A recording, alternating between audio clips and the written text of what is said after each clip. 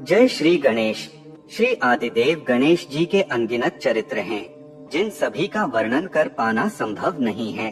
फिर भी जो प्रमुख चरित्र हैं, उन सभी को इस प्रस्तुति में प्रस्तुत करने की कोशिश की गई है।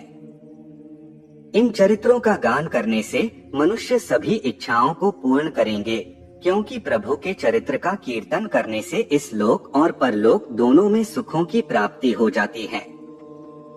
प्रभु के चरित्र और नाम संकीर्तन में अपार शक्ति होती है, इसलिए इसे अत्यंत महिमावान माना जाता है। जहाँ परमब्रह्म श्री गणेश जी का चरित्र गान होता है, वहाँ सभी रिद्धि सिद्धियां निवास करती हैं। उस स्थान पर भूत प्रेत पिशाच आदि कभी नहीं आते। सभी प्रकार की परेशानियां और रोग दूर हो जाते हैं। राजभय, शत्रु भय और ग्रह भय की भी कोई चिंता नहीं रहती। जो लोग प्रभु की भक्ति चाहते हैं, उन्हें दृढ़ भक्ति प्राप्त होती है।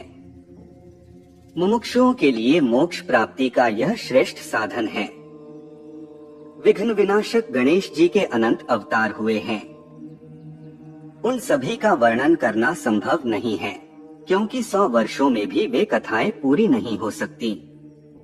फिर भी उन सभी में 8 अवतार अधिक प्रमुख माने जाते हैं। 1 वक्रतुंड, 2 एकदंत, 3 महोदर, 4 गजानन, 5 लंबोदर, 6 विकट, 7 विघ्नराज और 8 धूम्रवर्ण।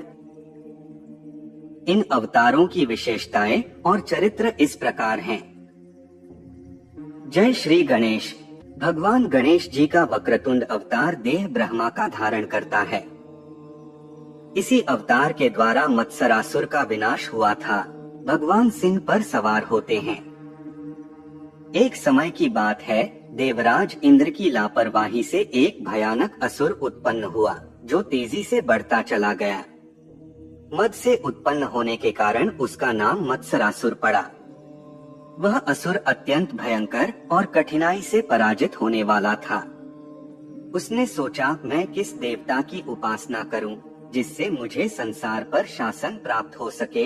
तभी उसे दैत्य गुरु शुक्राचार्य का स्मरण हुआ और वह उनके पास गया। मत्सरासुर ने उनसे प्रार्थना की, गुरुदेव, मुझे वह उपाय बताएं जिससे मैं तीनों लोकों पर विजय प्राप्त कर सकूं। हे मुन्नाथ, आप सभी विद्याओं के ज्ञाता और वेदों में निपुण हैं।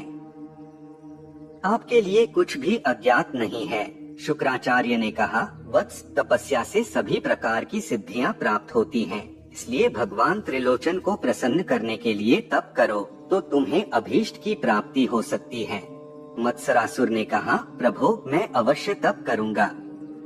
आप मुझे विधि बताएं। दैत्य गुरु ने उपदेश दिया, वत्स, पवित्र जल में स्नान कर शुद्ध वस्त्र धारण करो और श्रद्धा पूर्वक भगवान शंकर की षोडशोपचार पूजा करो।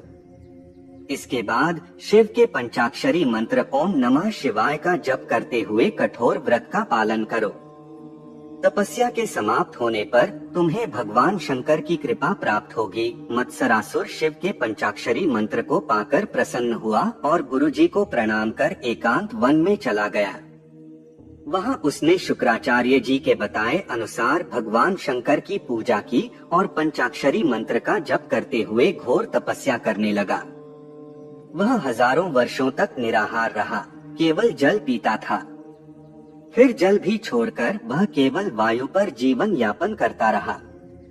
उसकी कठिन तपस्या से भगवान शंकर प्रसन्न हुए और उन्होंने माता पार्वती के साथ आकर उसे दर्शन दिए।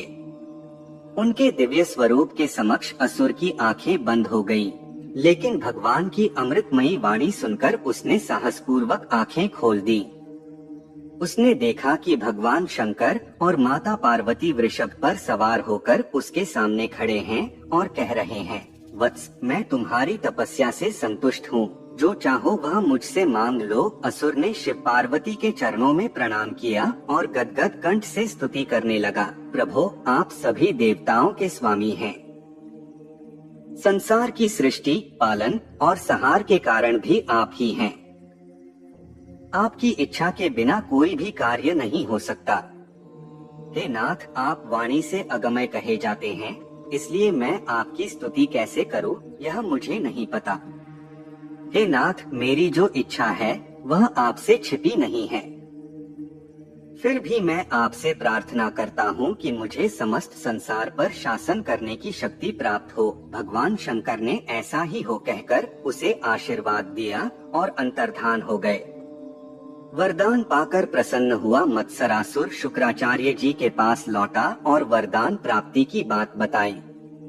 तब उन्होंने उसे दैत्यराज पद पर अभिषेक किया और बोले, वत्स, भगवान शंकर का वरदान अमोघ है, वह कभी विफल नहीं हो सकता। तू निश्चित रूप से तीनों लोकों का विजेता और अधिपति बनेगा। मत्सरासुर के शिव वर प्राप्त करने का समाचार तेजी से फैल गया, इसलिए अनेक दैत्य उसकी कृपा प्राप्त करने के लिए उसके सेवक बन गए। इस प्रकार धीरे धीरे उसकी सेना बढ़ती गई। एक दिन उसके साथियों ने उसे सलाह दी, प्रभु, आपको अपने राज्य का विस्तार करना चाहिए। इस समय आपके पास दैत्य वीरों की बड़ी सेना है। उसके बल पर आप कई राजाओं को आसानी से हरा सकते हैं और उनके राज्य पर अधिकार कर सकते हैं। मत्सरासुर को उनकी सलाह उचित लगी और उसने अपने वीरों को लेकर सबसे पहले असुर, राक्षस और दैत्यों को ही वश में कर लिया। इस प्रकार सभी असुरों ने उसकी अधीनता स्वीकार कर ली। इससे उसकी सेना और बढ़ गई। फिर उसने विशाल दैत्य सेना के साथ पृथ्वी पर शासन करने वाले राजाओं पर हमला किया। जो राजा कमजोर थे उन्होंने बिना युद्ध के ही आत्मसमर्पण कर दिया। जिन्होंने युद्ध किया वे या तो हार गए या जान बचाकर भाग गए। इस प्रकार पूरी पृथ्वी उसके अधिकार में आ गई। इसके बाद उसने नागलोक पर आक्रमण कर दिया। उस भीषण युद्ध में असुर सेना को नाग सेना से कड़ी टक्कर मिली। यह देखकर नागराज शेष जी ने विनम्रता से उसकी अधीनता स्वीकार कर ली।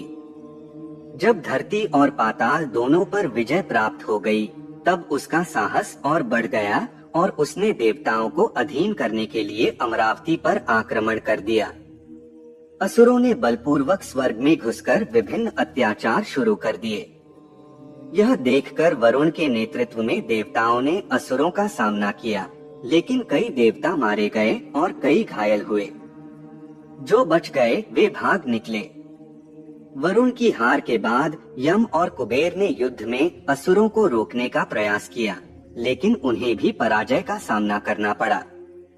अंततः देवराज इंद्र स्वयं गजराज ऐरावत पर सवार होकर अपनी विशाल देवसेना के साथ युद्ध के लिए आए। पहले ऐसा लगा कि दैत्य सेना हार रही है, लेकिन बाद में उनके तीव्र आक्रमण के सामने देवता टिक नहीं सके और अंत में हार गए। देवगण स्वर्गलोक को छोड़कर भाग गए। मत्सरासुर ने अमरावती पर अधिकार कर लिया और अपने एक विश्वासपात्र दैत्य को वहां का प्रशासक नियुक्त करके अपनी राजधानी लौट आया। इस प्रकार वह तीनों लोकों का अधिपति बन गया। उधर देवराज इंद्र अपने राज्य से वंचित होकर ब्रह्मा जी के पास पहुँचे और उनसे प्रार्थना की, ब्राह्मण, मत्सरासुर ने स्वर्ग पर भी अधिकार कर लिया है। सभी देवता अपने घर द्वार से वंचित होकर उस दैत्य के भय से इधर उधर भटक रहे हैं।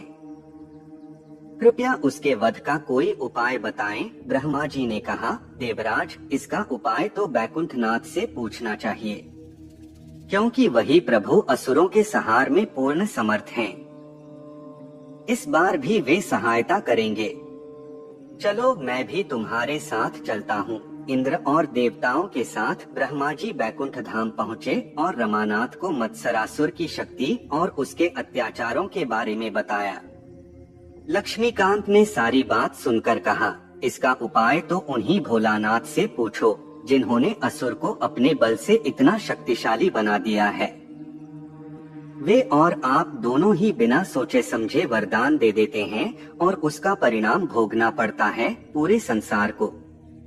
चलो, कैलाश पर्वत पर पहुंचकर इस विषय पर विस्तार से विचार करेंगे। सभी कैलाश पहुँचे। उस समय भगवान शंकर गिरिराज कुमारी के साथ रत्न सिंहासन पर विराजमान थे। उनके गण उन्हें घेरे हुए थे। विष्णु, ब्रह्मा और अन्य देवताओं को आते देख शिवजी ने उनका स्वागत किया और सभी को उचित स्थान पर बैठाया। फिर वे स्वयं भगवान विष्णु और ब्रह्मा जी के पास जाकर बैठ गए। विष्णु ने उनसे कहा, आशुतोष, आपने मत्सरासुर को ऐसा वरदान दे दिया है कि वह अत्याचारी बनकर तीनों लोकों पर अपना अधिकार जमा चुका है। इसके कारण समस्त संसार में त्राहि मची हुई है। अब कोई ऐसा उपाय करना चाहिए जिससे उस असुर का अंत हो सके। शंकर बोले, त्रिलोकीनाथ, आप ही सभी उपायों के स्वामी हैं। आपकी ही इच्छा से इस संसार की सभी क्रियाएं संचालित होती हैं। आपने ही कालचक्र का निर्माण किया है ताकि इस संसार में उत्थान और पतन हो सके। अब समय आ गया है कि आप उस काल को सक्रिय करें जिससे इस असुर का अंत हो सके। प्रभो, हे दीनबंधु, मेरी मति के अनुसार हमें उसके पतन के लिए काल की प्रतीक्षा करनी चाहिए। इस प्रकार सब कुछ काल पर टाल दिया गया।